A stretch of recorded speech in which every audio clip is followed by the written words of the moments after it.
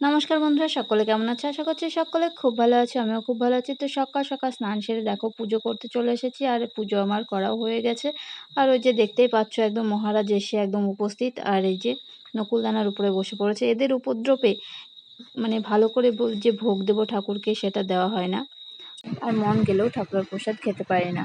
আর এই ভিডিওটি তোমাদেরকে বলাই হয়নি, যেদিন আগমনী শ্যুট করেছি সেই দিনকার। তো যাই হোক, ঠাকুরকে কেমন কি পূজা করলাম আমি জানি না। তো এবারে চলো, তো মা এসেছে, তো সেই জন্য আমি সকাল সকাল আজকে চাউমিন করব। সকালবেলাতেই আমি সব জোগাড় করে রেখেছিলাম।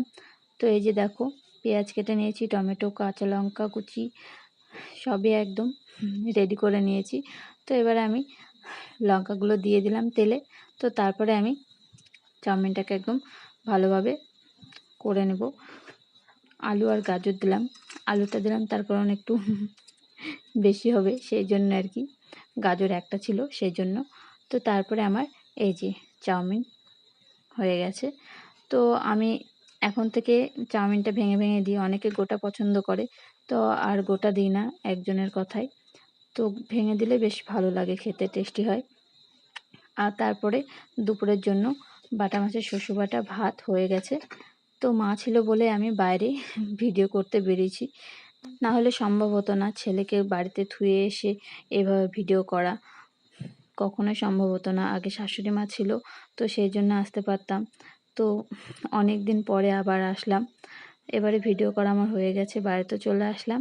তারপরে দেখো সন্ধ্যাবেলাতে আমি সব সাজিয়ে নিয়ে একদম গুছিয়ে বসে পড়েছি।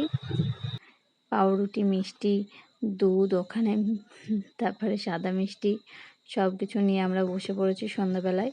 তো খেতেও শুরু করে দিয়েছিলাম সকলে মিলে, আর আমি এখানে চুপচাপ বসে আছি।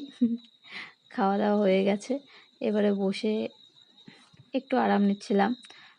তো তারপরে ছেলেকে পড়াতে বসেছিলাম। এই যে দেখো ছড়িয়ে ছিটিয়ে রেখেছে, আর এগুলো আমার মা ভাজ করছে, আর আর আমি আরাম করলাম বসে। আর এদিকে মা এগুলো আবার ভাজ করবে, আর এই শাড়িটা আমি পরে অন্যদিন ভিডিও করব, যেহেতু আগমনের ভিডিও করা হয়ে গেল। তো আজকের ভিডিও কেমন লাগলো?